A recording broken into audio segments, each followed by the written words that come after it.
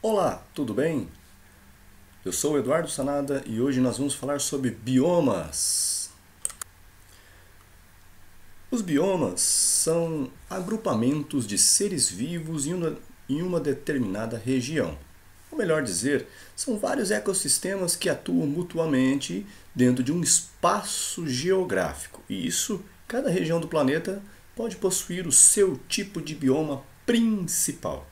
E nesse mapa nós temos a espacialização dos principais biomas e se você parar e prestar atenção, você vai perceber que nós temos uma semelhança, né, mais ou menos com as zonas térmicas do planeta, que nós já estudamos no passado.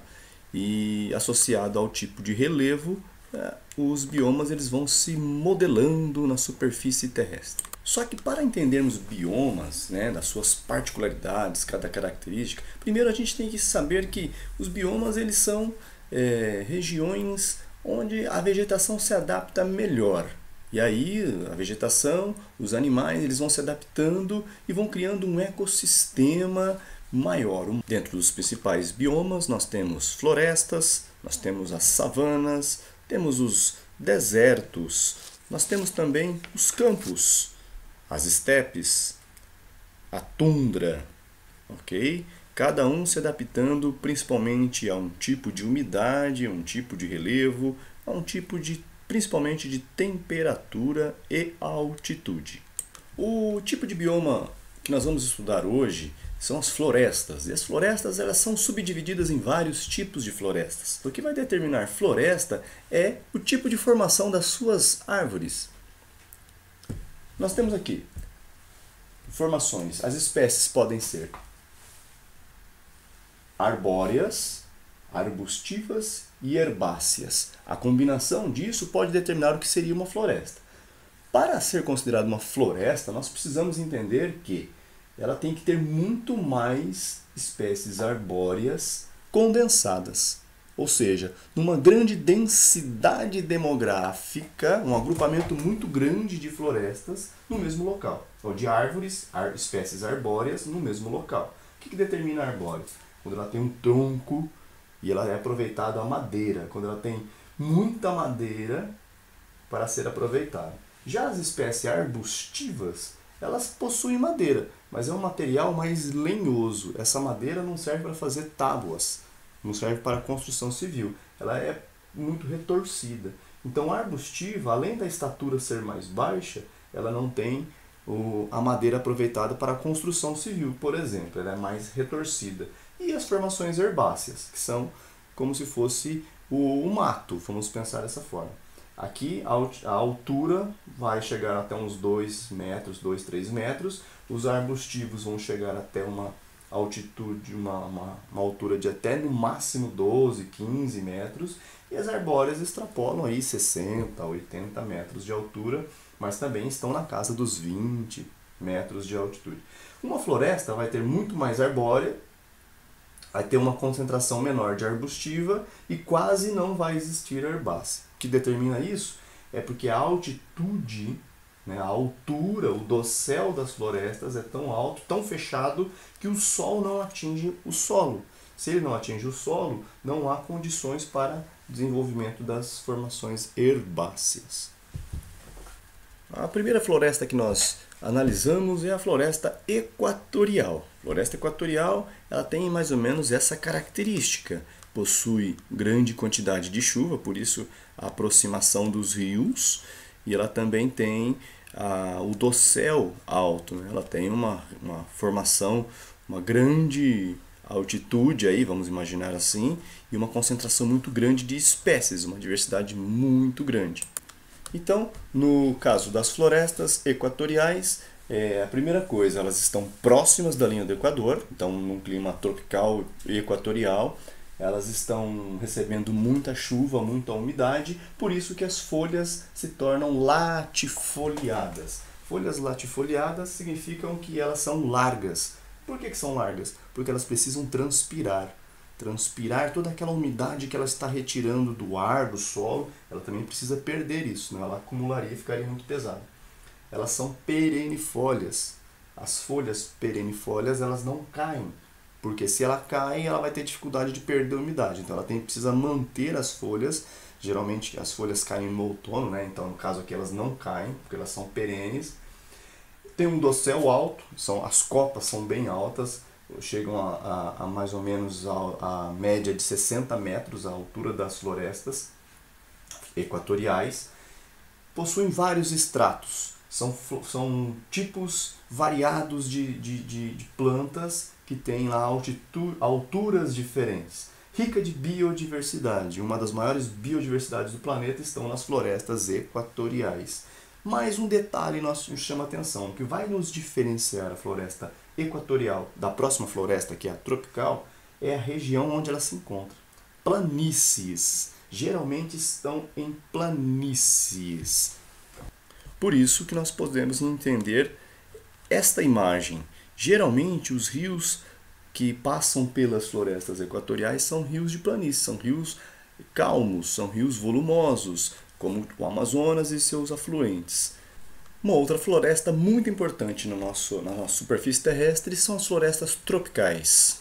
Elas são bem parecidas, tropicais e equatoriais, porque ambas estão em regiões quentes e úmidas do planeta, na zona intertropical. A vegetação também é uma vegetação heterogênea, significa que existem diversas espécies e também a grande característica da tropical é que essas espécies, tanto a fauna, espécies como da flora, elas estão integradas, umas dependem das outras. Um pássaro depende de uma árvore, um animal, o predador depende de um roedor e vice-versa, vice-versa não, e por aí vai, certo? A diferença também entre a tropical e a equatorial é que isso aqui, a tropical está na zona litorânea. Mas não pense que ela está lá na praia, na areia. Não, ela está mais próxima do litoral. Geralmente ela está em regiões de planaltos e também nas serras. Quando ela está em planalto, a altura das árvores com certeza vai ser maior, devido à capacidade de fixação, porque é uma região mais plana. E quando ela está nas regiões serranas, a altura das árvores tende a diminuir um pouco, devido à dificuldade de se desenvolver em regiões inclinadas. Essa seria uma imagem mais ou menos aproximada de uma região de floresta tropical. Percebam a elevação, a inclinação, a diferenciação de topografia. Aqui nós temos uma região bem baixa, né? Aqui no meio. Aqui onde está essa planta é uma região mais alta e ao fundo muito alto lá, devido até uma inclinação de serra. Bom, vocês viram então que poucas coisas diferenciam uma floresta equatorial de uma floresta tropical. Eu vou te dar uma dica, se um dia você for abduzido por um ET e ele te dispensar aqui no planeta Terra e jogar no meio de uma floresta, e se você estiver meio perdido, agora eu não sei como é que eu vou me encontrar uma cidade, primeira coisa, muita calma nessa hora. Primeira coisa, veja a topografia que você se encontra dentro da floresta. A topografia, se você estiver muito inclinado, você está numa Mata Atlântica, numa floresta tropical. A chance de você sobreviver é muito maior. Nós temos também a floresta temperada. A floresta temperada ela se encontra mais no hemisfério norte. Hemisfério norte, né, nos países como Canadá, Estados Unidos, na Europa. Nós temos também na Ásia resquícios de florestas temperadas que também foram bem exploradas porque as sociedades do hemisfério norte elas se desenvolveram primeiro, elas tiveram uma exploração muito maior da natureza.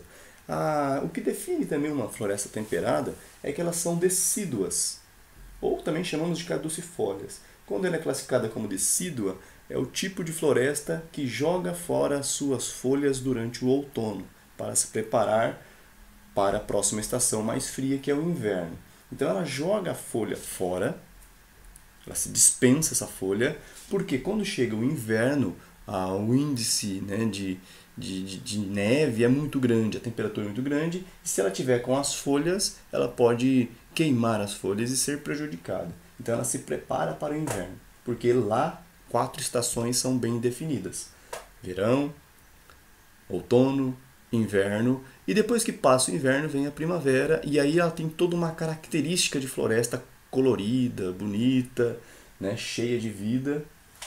E ela vai ter mais ou menos um colorido particular, com vários tons de folhas. E por último, meus queridos, chegamos à floresta boreal, que também pode ser chamada de taiga ou floresta de coníferas. Você fica à vontade, escolhe. Isso é melhor, taiga para alguns, floresta boreal para outros, conífera para outros. Mas as características são muito parecidas, né? Baixas temperaturas, então estão na zona térmica mais acima ou em altitudes maiores. As árvores são geralmente aciculifoliadas, significa que as folhas não são largas, são folhas espetadas e com uma camada de cera entre as folhas para não receber o contato direto com o gelo, com a neve. Então elas são espetadas para não acumular com tanta neve e também ela tem essa camada de cera para se tornar impermeável. Elas são geralmente homogêneas, baixa diversidade de espécies. Por ser homogêneas, elas têm uma característica muito importante para a exploração. Se todo tronco de madeira for igual, ela serve para ser explorado uma área com muito mais madeira. Aqui a máquina entra e já vai explorando todas as árvores que ela encontra. Tá aí uma imagem, parece que foi plantado isso, né? Mas é uma taiga, é uma região de coníferas, são pinheiros. E aí os maquinários, eles vão explorando isso da melhor maneira que eles encontram. Boa parte da floresta boreal em alguns países já foram muito devastadas.